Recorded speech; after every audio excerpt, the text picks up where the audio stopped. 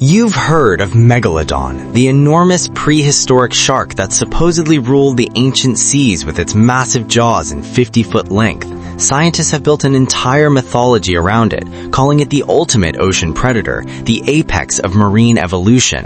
Documentaries have declared it unbeatable. Museums showcase its reconstructed jaws as monuments to prehistoric power. But here's what they don't tell you. While Megalodon was impressive with its estimated 60-foot length and bone-crushing bite force, it wasn't the apex predator you think it was. There was something else in those waters, something that made even Megalodon reconsider its hunting grounds and think twice before entering certain territories. As the dinosaurs dominated the land with their thunderous footsteps and earth-shaking roars, creatures like Tyrannosaurus rex and Triceratops locked in their ancient battles. Another dinosaur was being forged beneath the waves. A parallel empire was rising in the depths, just as powerful, just as dominant, and arguably even more terrifying. While T-Rex claimed its throne on solid ground, hunting in the shadow of volcanoes and prehistoric forests, the Mosasaurus reigned supreme in the ocean's depths, ruling an underwater empire that stretched across every continent, every climate zone, from tropical waters to near-polar seas. This wasn't just a large predator. This was systematic domination on a global scale.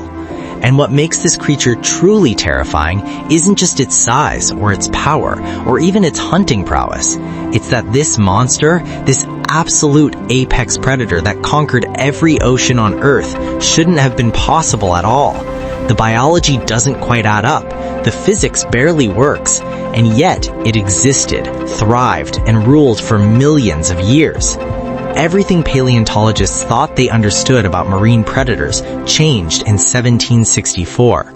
Workers in a limestone quarry near Maastricht in the Netherlands were mining deep underground, extracting stone for construction as they'd done countless times before, when their tools struck something unexpected. The sound was different. The texture was wrong.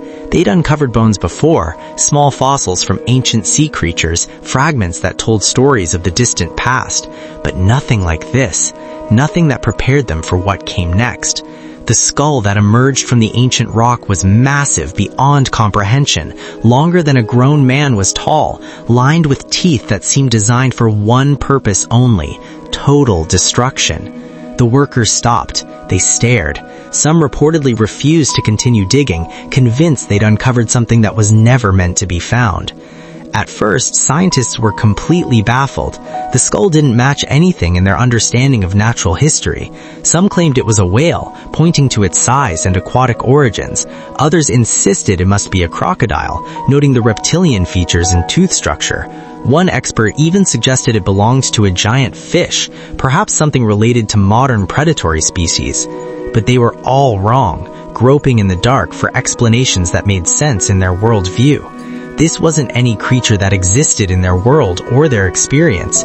This was something far more ancient and infinitely more dangerous, something that would challenge their entire understanding of Earth's history. When French revolutionary forces invaded Maastricht in 1994, they didn't just seize land and resources. They hunted for this fossil specifically, conducting a deliberate search through the occupied territory. Reports claim they offered 600 bottles of wine as a reward for its location, an enormous sum that demonstrated how valuable they considered this discovery. Why such desperate measures for old bones? Because even then, before modern paleontology existed, people understood they were looking at something revolutionary, something that would fundamentally change how we understood prehistoric life and the deep history of our planet. In 1808, Georges Cuvier examined the skull and made a revolutionary declaration. This belonged to a giant marine lizard unlike anything living on Earth. He called it Mosasaurus, the lizard of the Meuse River. That discovery marked a turning point in paleontology, but it also opened a door to a much darker understanding of what lurked in ancient oceans. The initial estimates put Mosasaurus at around 30 feet long. Impressive, certainly, but nothing that would make it stand out among other prehistoric marine creatures. Then more fossils emerged, and the numbers kept climbing. 40 feet, 50 feet. Some specimens of Mosasaurus hoffmanni, the largest species, pushed beyond 56 feet in length. To put that in perspective, that's longer than a school bus and most modern-day humpback whales. But length alone doesn't capture the true horror of this animal. Imagine an elongated body, streamlined for cutting through water like a torpedo. A tail that made up more than half its body length, containing up to 100 vertebrae, each one contributing to the undulating serpentine motion that propelled this monster through the depths. 4 limbs transformed into paddle-like flippers, not for gentle swimming, but for sharp, aggressive maneuvers. And then there's the head.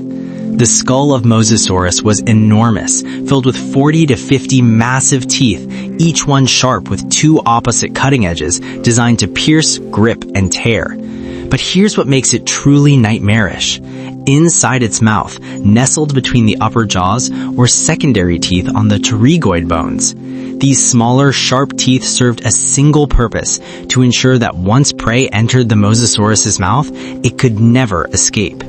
The jaw was double-hinged, allowing it to open impossibly wide and swallow prey up to 16 feet long whole. When it couldn't swallow something, those massive adductor muscles delivered bite forces capable of crushing bone and ripping through the armor of giant sea turtles. Scientists examining fossil evidence found tooth marks on the shells of Allopleuron hoffmanni, a massive sea turtle, showing the savage feeding behavior of Mosasaurus. The damage wasn't just surface level. These were bone-penetrating bites that shattered shells and destroyed prey with brutal efficiency. But how did such a creature exist? How could biology support a 56-foot marine lizard with the power to crush almost anything in its environment? The answer lies in the world it inhabited. During the late Cretaceous period, 70 to 82 million years ago, Earth was dramatically different. Sea levels were among the highest in the planet's history. Shallow, warm seas covered vast portions of continents, creating ideal conditions for marine life to flourish and evolve into enormous sizes. The Western Interior Seaway, a vast body of water that split North America in half from the Gulf of Mexico to the Arctic Ocean, became a perfect hunting ground for Mosasaurus. Water temperatures were significantly warmer than today's oceans, and recent evidence suggests Mosasaurus may have been endothermic, maintaining a constant body temperature independent of its environment. This gave it massive advantages: increased stamina for hunting across larger territories, the ability to pursue prey relentlessly, and the capacity to thrive even in the colder waters near Antarctica, where its fossils have been discovered. Its body was perfectly engineered for this environment. Large eye sockets with substantial sclerotic rings suggested excellent vision, allowing it to spot prey even in murky depths or near darkness. Scales covered its body, similar to modern snakes, but with a crucial difference. Keeled scales on the upper body reduced reflection, providing camouflage for ambush attacks, while smooth scales underneath reduced drag. The tail had evolved a shark-like structure, with a slight downward curve at the end, creating the perfect propulsion system. Unlike some mosasaurs that wasted energy with whole-body undulation, Mosasaurus used primarily tail movements, conserving energy while developing devastating speed when needed. The physics of its design made sense. The hydrodynamics worked, but it was the environment that made the impossible possible. Forget everything you've seen in movies. Mosasaurus wasn't some hyperactive monster constantly on the move, breaching and attacking everything in sight. The reality was far more calculated, and somehow more frightening. Mosasaurus was an ambush predator. It hunted near the ocean surface using its 2-dimensionally adopted eyes to spot prey from below. Then it waited. Patience was its weapon.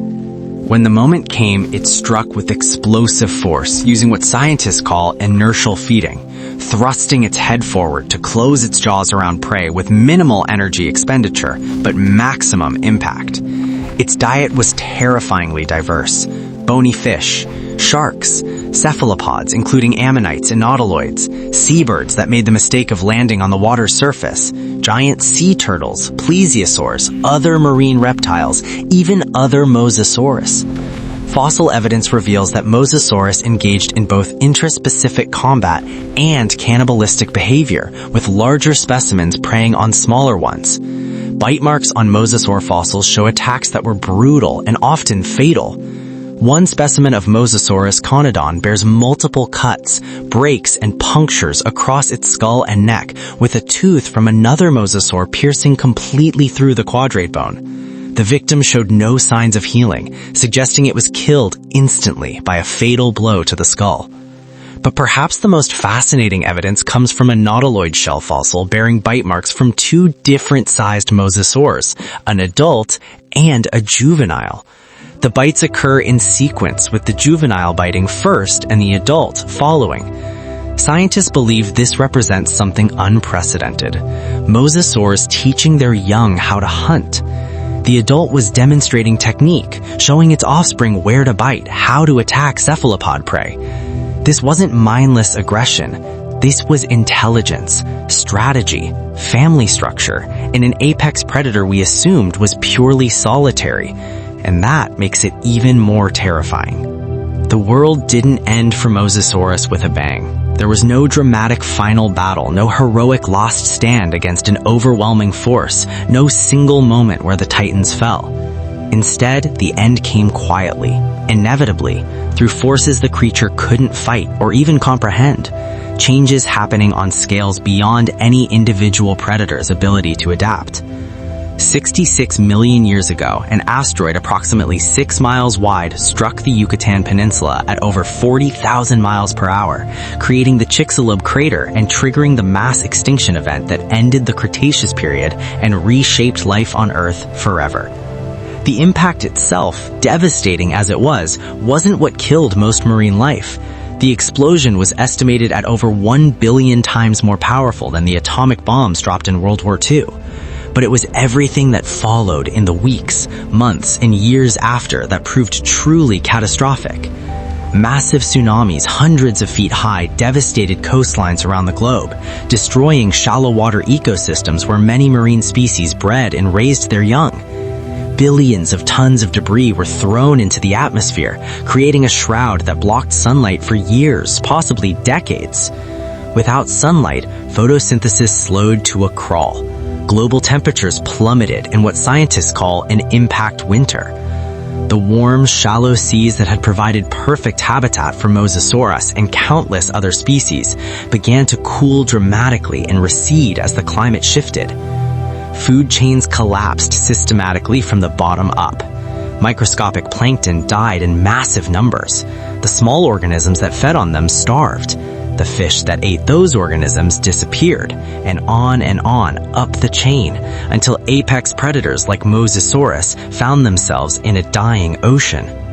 Mosasaurus, requiring enormous amounts of food daily to maintain its massive size and potentially warm-blooded metabolism, found itself in a world that could no longer sustain it. The creature that had dominated every ocean on Earth, that had adapted successfully to tropical waters, temperate zones, and subpolar seas, that had evolved to inhabit virtually every marine environment the planet offered, couldn't adapt to this catastrophic change. Its size, once its greatest advantage in capturing prey and intimidating competitors, became a fatal liability. The same metabolism that had given it incredible stamina and relentless hunting prowess now demanded energy the dying oceans simply couldn't provide. Competition intensified exponentially as prey became scarce. Fighting between individuals increased. Even the apex predator, the creature nothing had been able to challenge for millions of years, starved in the collapsing ecosystem. Fossilization preserved their final moments across multiple sites. Juveniles that never reached adulthood, their growth stunted by malnutrition. Adults that never found enough food, their bones showing signs of starvation. An entire species caught in the slow, inexorable grip of extinction. And just like that, after ruling the oceans for over 15 million years, after spreading to every corner of the global ocean, after achieving dominance no marine predator before or since has matched, Mosasaurus vanished from Earth, leaving only fossils to mark its passing. But here's what keeps paleontologists awake at night. Mosasaurus existed on the absolute edge of what biology should allow. A 56-foot marine lizard with a potentially warm-blooded metabolism capable of inhabiting waters from the tropics to near polar regions with bite forces that could shatter bone, with vision adapted for hunting, with possible parental teaching behaviors. The physics barely worked. The energy requirements were astronomical. Remove any single factor and Mosasaurus becomes impossible. Yet it existed. It thrived. Scientists examining carbon isotope ratios found some of the lowest values ever recorded, indicating these individuals occupied the absolute highest positions in the food chain. Nothing ate them. Everything feared them. Their arrival often coincided with complete turnovers in ecosystems.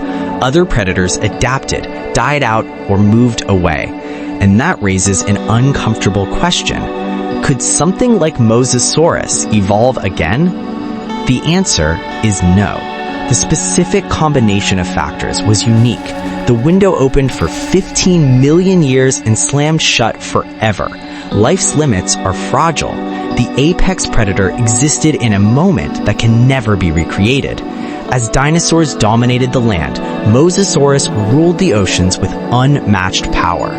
Both fell when the world changed. For 15 million years, Mosasaurus was the undisputed emperor. The ocean's most terrifying predator wasn't a shark. It was a lizard that learned to swim, and it shouldn't have existed at all.